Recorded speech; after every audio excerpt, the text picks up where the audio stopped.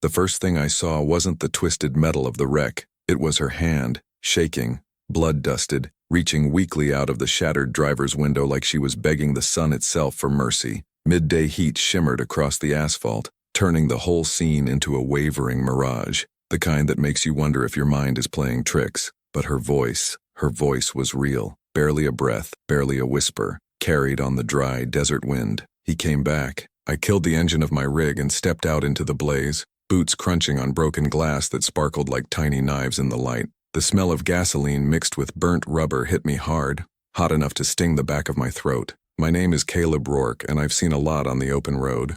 Brawls, fires, break-ins, breakdowns, but nothing prepared me for the look in that woman's eyes. Not pain, not confusion, something deeper. Something like recognition of a nightmare returning to finish what it started. I approached the mangled sedan slowly, one hand raised to block the sun. The air around the wreck felt heavier than the rest of the highway, as if the heat itself was trying to smother the truth. The woman inside, mid-30s, dark hair matted with sweat and dust, turned her head toward me with a movement so fragile it looked like it hurt to breathe. Her lips trembled. "He came back," she whispered again, like a child repeating a nightmare no one believes. For a moment I couldn't speak. The sun glared off the twisted frame, blinding me for a heartbeat, and in that flash I saw something carved into the crushed metal, a mark, a symbol, one that didn't belong on any car, one that looked burned into the steel. My stomach tightened. Someone didn't just hit her. Someone wanted this to happen. I leaned closer, shading her face from the sun, and her eyes, soft brown, glassy with shock, fixed onto mine with a desperate kind of clarity. "You're safe," I said, though I wasn't sure. "Tell me who did this." She swallowed hard, breath trembling like it might fall apart at any second. "You won't believe me," she murmured. "No one ever does. They didn't believe me last time either." Her fingers trembled as she reached for my arm, gripping just enough to pull my focus closer. Her gaze flicked toward the horizon, to the shimmering emptiness stretching for miles. "But he came back. He always comes back." I felt the weight of her words settle over me like the sun itself, heavy, blistering, impossible to ignore. I didn't know her name. I didn't know what she'd survived, but I knew the sound of truth hiding inside terror. The kind that makes you ask yourself the real question: what kind of man returns to finish the wreck he started? And if you're still here with me, feeling this heat, this fear, this moment, do one thing for the people who face danger on empty roads. Hit that like button, not for me, for her, for every victim whose voice gets lost under the noise of the highway. These stories need to be heard, because recognizing danger can save a life. The sun pressed down like a weight, baking the asphalt until it rippled in waves that distorted everything around the wreck. I stepped closer, feeling the heat reflecting off the crushed metal like an open oven. The woman's breathing hitched as I tried to pry the door open. A sharp groan tore through the frame, but the door barely moved. She winced, a faint cry slipping from her throat. I leaned in, lowering my voice. "What's your name?" She blinked slowly, the sunlight burning through her half-open eyes. "Lila," she whispered. "Lila Mercer." Her skin glistened with sweat, dust clinging to her cheek like dried tears. She wasn't just hurt, she was terrified. Every gust of hot wind made her flinch like it carried something she recognized. I glanced back at the highway, empty, nothing but the shimmering blur of heat. No car that could have caused this, no skid marks, no debris trail. It was as if the wreck had been dropped straight from the sky. A chill ran through me despite the heat. I circled the car, boots crunching on gravel, scanning for anything the sun might be hiding. That's when I noticed something that made my chest tighten. The burned mark on the hood wasn't from the crash. The metal was warped inward, blackened around the edges, as if something scorching hot had pressed into it. Not a fire, not friction, something deliberate. I reached out and hovered my hand above it. Heat still radiated from the mark even though the wreck looked at least an hour old. Before I could process what that meant, Lila's faint voice drifted out again, carried on the dry wind. "You shouldn't be here. He doesn't like interruptions." That sentence froze me mid-step. I leaned back into the shattered window, trying to catch her gaze. "Lila, tell me who he is." She shook her head weakly, tears forming again despite the heat drying them instantly. "I told them last time. They didn't believe me. They said I imagined him." Her voice cracked. "But he's real, and he came back. I told them he would." I felt something tighten in my chest, a mix of dread and anger at the thought of someone hurting her twice, someone the world refused to acknowledge. Her hand weakly reached for me again. "Please, don't let him find me." The desperation in her voice wasn't the kind that hoped for rescue. It was the kind that feared hope was already gone. Then something caught my eye, a subtle detail I'd missed before. In the dirt behind the wreck, half hidden under dust and sunlight, lay a series of impressions. Not tire tracks, footprints, but wrong. Deep at the heels, light at the toes, as if whoever made them walked backward, or dragged their weight in a way no normal person would. My heartbeat kicked hard against my ribs. This wasn't an accident. This wasn't a chase. This was a return, and Lila Mercer wasn't the only one being watched. The heat shimmered around those footprints like the sun itself was trying to blur them out. I crouched down, the asphalt radiating through my jeans, and traced one of the impressions with my eyes. The shape was human, almost, but too long at the heel, too narrow through the arch, and the orientation, it was all wrong. Toes pointing toward the wreck, heels pointing away, like someone had approached the car walking backward, or left the scene facing it,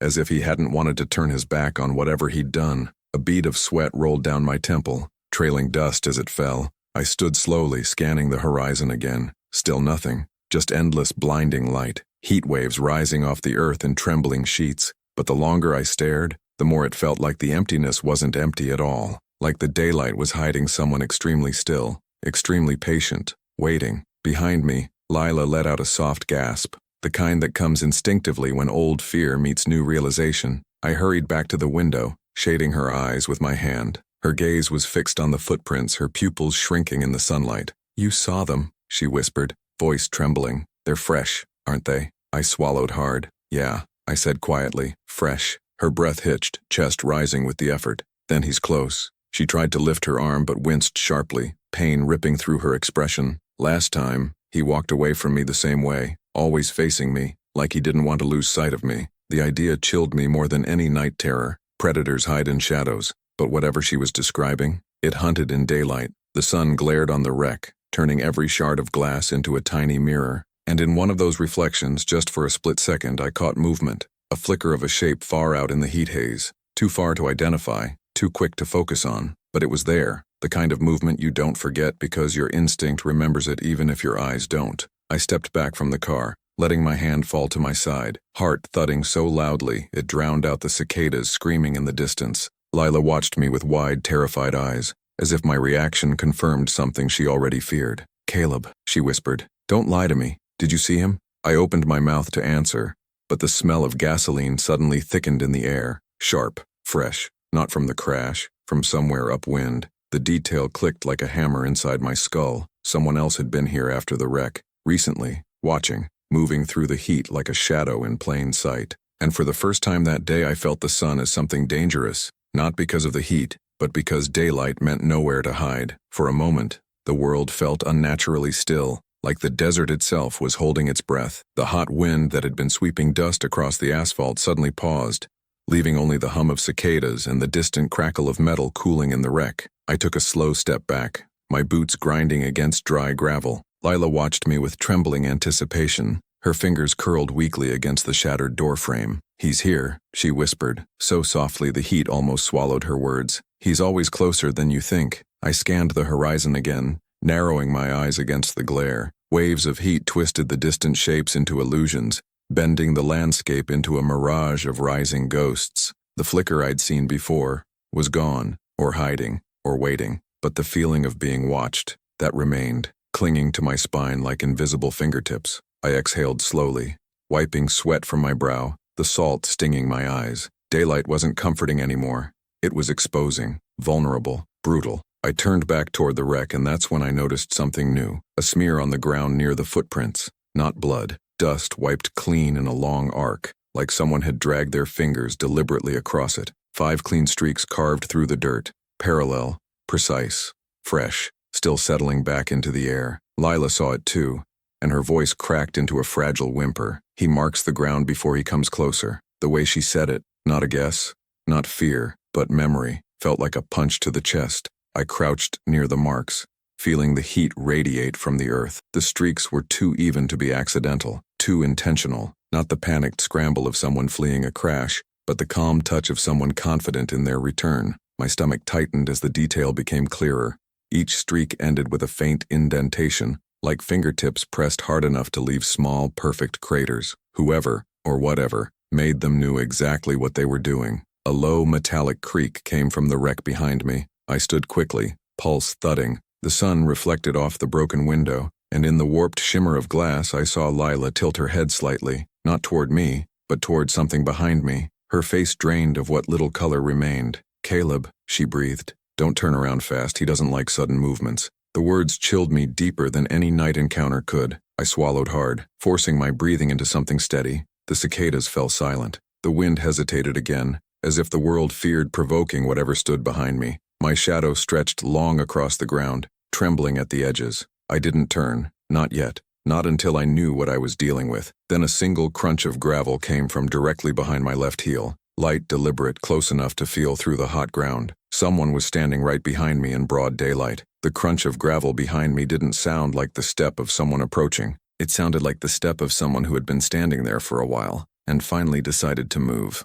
My breath locked in my chest. Sweat slid down my back despite the dry heat, and every instinct told me not to turn around. Lila's broken whisper drifted through the still air, trembling with memory and terror. "He likes when you know he's there. He wants you to feel it before you see him." I kept my eyes fixed on the shimmering horizon, jaw clenched, trying to keep my heartbeat from giving away the panic clawing up my throat. The sun baked the asphalt until it smelled like burning rubber, and for the first time, daylight felt like a spotlight, exposing me, highlighting me, offering me up. Another step came, softer this time, the kind of step someone takes when they want to test your reaction. Slow, careful, confident. Lila's breathing hitched inside the wreck. I could hear the pain in every gasp, but beneath it there was something else, an old, familiar terror resurfacing. "Caleb, he doesn't like when people help me. Last time," her voice cracked, the memory breaking her from the inside. "Last time he made sure I couldn't run. He likes to watch me try." I closed my eyes for half a second,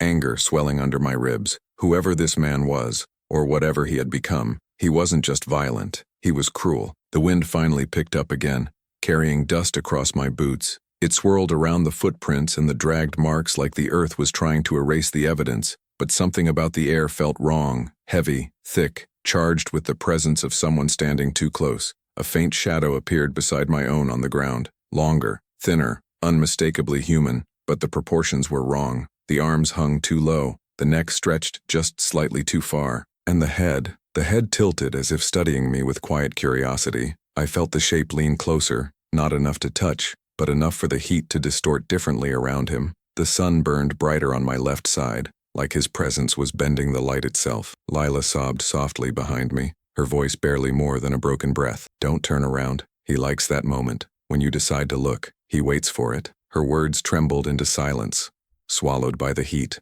Then the shadow beside mine shifted, smoothly, slowly, and I could feel eyes on the back of my neck. Not angry, not frantic, eyes that observed, eyes that evaluated, eyes that had returned for a reason. My voice came out low, steady, though my pulse hammered violently. "I know you're there." The shadow paused. A faint tilt of the head deepened. A rustle of dry wind pushed past us, lifting dust into the air. The presence behind me tightened, ready, waiting, almost eager. Lila whispered through her tears, her words barely audible. "He always shows himself when you speak." And the ground behind me shifted again, as something took another deliberate step toward my back. The next step was closer, close enough that the ground vibrated lightly beneath my boot. Not the heavy stomp of a large man, not the dragging shuffle of someone injured. A controlled step, a measured one, like something that knew exactly how much pressure to apply to remind you it was real. The heat around me wavered, forming ripples in the air as if sunlight itself pulled back from whatever stood behind me. My throat felt dry, the desert air turning thick as sandpaper. I could hear Lila inside the wreck,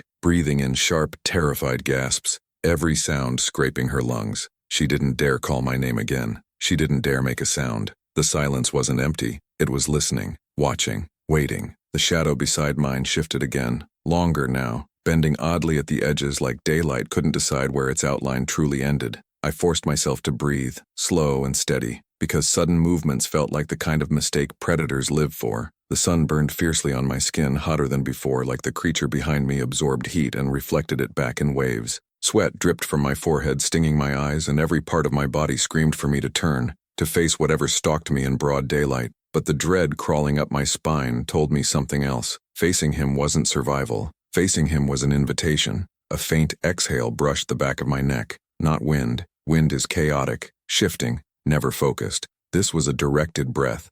Soft, deliberate, like someone leaning in close enough to smell fear. My muscles tightened, but I didn't move. The air around my ear warmed slightly, and for a terrifying moment I thought he might speak. But no sound came. just the presence, the unbearable nearness. Lila's eyes widened inside the wreck, fixed on something behind me that I couldn't see. Her lips parted in horrified silence. Whatever expression crossed her face wasn't fear alone. It was recognition, a memory reigniting, a nightmare returning to life. She lifted a trembling hand, pointing weakly past me. "Caleb," she whispered. His eyes, they're open this time. The words made my stomach drop. Slowly, painfully slowly, I began to turn my head, just enough to glimpse the edge of the shadow behind me on the ground. It changed as I moved, stretched, twisted, too long in the arms, too thin in the torso, and the head tilted at an angle no human neck could mimic without breaking. Another step came, right behind my heel now. The creature was no longer announcing its presence. It was positioning itself, preparing for something, and then something cold brushed the fabric of my sleeve, not grabbing, not striking, just touching, as if deciding whether I was worth taking. The touch on my sleeve was colder than the desert wind ever could be. Not the cold of shadows or shade, the cold of something that had no business existing under the sun. My skin tightened beneath the fabric, every nerve standing upright as if trying to recoil away from the impossible. I didn't turn around. I didn't breathe. I didn't dare acknowledge that the thing behind me was close enough to reach out and test me. Lila's voice cracked from inside the wreck, a breathy whimper barely clinging to life. "He only touches when he's choosing. Caleb, don't let him choose you." Her words trembled in the air, fragile as dust. Behind me, the creature's presence shifted again, weightless but oppressive, like a shadow slipping into a shape it preferred. I could feel its attention locking onto me, curious, intent, studying every slight motion I made. The heat warped around us. The sun felt wrong, as if its light bent away from the creature's form instead of illuminating it. My heartbeat hammered so violently I worried he might hear it, might sense it, might mistake that fear for invitation. The cold touch slid a fraction higher on my arm, gliding with a strange precision as if mapping the seam of my sleeve, testing texture, testing warmth. Then the fingers paused, pressing lightly, measuring. I swallowed, staying perfectly still, muscles shuddering beneath the skin. Something shifted closer to my ear, displacing the air with an impossible softness. A breath followed, slow, steady, curious, like someone smelling a book before opening it. I closed my eyes against the wave of dread that crawled up my spine. Lila gasped sharply inside the car, her voice splintering. "Caleb, his eyes, they're on you now." The creature's fingers lifted suddenly, and for a heartbeat, nothing touched me. No cold, no weight, no presence. I almost let myself breathe until the sound came. A faint, deliberate tap against my shoulder. Not a push, not a grab, a tap. A single calculated point of contact, placed with the calm certainty of something making a decision. The ground trembled lightly beneath us, grains of dust skittering across the asphalt. My shadow wavered. His shadow leaned over mine, stretching longer than any human silhouette could, its head tilting far beyond the angle of bone or muscle. Lila let out a soft cry, the kind that comes from seeing something no person should ever witness in daylight. "He marked you," she whispered. "He marked you like he marked me." And just like that, the air behind me shifted, the presence lifted, and the weight disappeared altogether. Not gone, just moved. Somewhere I couldn't see, but somewhere still watching. For a moment, the highway looked normal again, just heat shimmering over cracked asphalt, dust drifting lazily in the wind, the wrecked car groaning in the sun. But the normality felt staged, fragile, thin as paper, because even without turning I could feel it. The creature hadn't left. It had only changed position, watching me from a different angle, testing what I'd do next. I exhaled slowly, forcing air back into my lungs, and glanced down at my shoulder. There, just above the seam of my shirt, dust had been disturbed in a perfect circle, a pale print, where the sunlight hit differently, like the touch had drained color from the fabric. It wasn't a bruise, it wasn't dirt, it was an impression, a claim. The air above it shimmered faintly, as if reacting to something that had no shadow and no heat. Lila saw the mark before I even fully processed it, her face twisted with a pain deeper than her injuries, her eyes widening with a horror that wasn't for herself, but for me. "Caleb," she breathed, each word breaking under the weight of certainty. "That's how he marks someone he wants to follow." Her voice shook harder. "Last time he touched me like that, people stopped listening, stopped helping. They said I was imagining things." Her fingers trembled against her lap. "He changes how the world sees you." A chill slid through the heat, subtle but undeniable, the kind of cold that doesn't belong under the sun. I scanned the dust around my boots, searching for new footprints, new distortions, anything, but there were none. The ground remained untouched, perfect in its stillness, yet the sensation of eyes crawling across my skin didn't fade. If anything, it intensified. A flicker in the corner of my vision made me turn my head slightly. The mirage down the road shimmered differently, not bending upward like heat usually does, but bending sideways, as if something invisible stood there, warping the sunlight around its shape. It wasn't moving, it wasn't approaching, it was simply present, a shape of absence, a hole where light refused to settle. The wind picked up dust again, but instead of scattering randomly, it parted around that spot. Those invisible shoulders, that invisible form, flowing in two streams as if sliding around a body no eyes could see. Every instinct screamed the truth. He was waiting for my next move, watching if I'd turn my back to Lila, watching if I'd walk away, watching what kind of man I was, the kind that leaves someone behind, or the kind that attracts monsters because he refuses to. My fists tightened beside me, sweat rolling off my jaw. I took a step toward Lila, shielding the wreck with my body,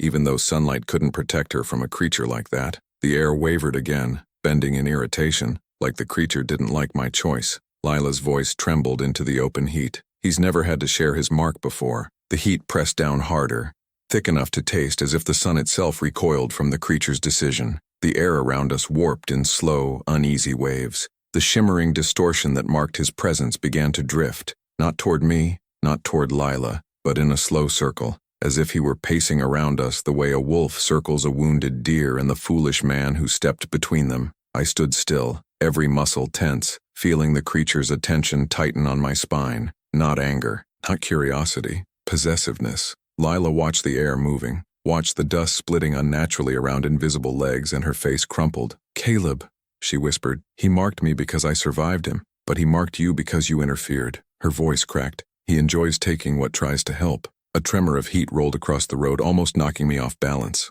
The shimmer stretched long and thin, flickering at the edges like reality didn't know how to hold his shape in daylight. A faint, impossible sound drifted through the air, like fabric sliding over glass, but with no source, no rhythm. The creature was close to the wreck again, close to Lila, and every cell in my body reacted, instinct slamming through my nerves like electricity. I stepped toward her window, shielding her from the unseen presence, and the distortion jerked violently. The mirage snapped into a sharper outline, tall, too tall, with shoulders bending at an unnatural slope, head tilted at a dislocated angle, still invisible, but outlined by the way the sunlight bent around him. He didn't like me stepping between them. He didn't like that I refused to back away. Lila clutched the edge of her seat, wincing through the pain, her voice a broken whisper. Last time, he waited for the person who helped me to look away, just once, and when they did, he made them disappear. The memory hollowed her expression, filling her eyes with a fear that went beyond today. I never saw them again,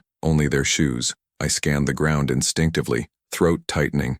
Dust, glass, footprints, but no shoes, no sign of the last person who tried to save her. The creature's outline twitched sharply, and the air pulsed with a pressure that pushed heat sideways, like a wave rolling off something massive. He was closer now. So close the dust began to lift off the ground and swirl around his form like a halo of dirt. My breath came out slow, controlled. "Lila," I murmured, "I'm not leaving you." The air shuddered. He heard me, and he didn't like my answer. The distortion surged forward faster than anything made of flesh should move, the sunlight bending violently as if torn. Lila screamed, not in pain, but in warning. "Caleb, don't let him touch you again." I turned just as the air in front of me collapsed inward, as if a hand I couldn't see was reaching straight for my chest. The air collapsed toward my chest like an invisible fist, compressing so suddenly that I lost my breath. It didn't touch my skin. It touched the space around me, bending it, tightening it, claiming it. For a fraction of a second,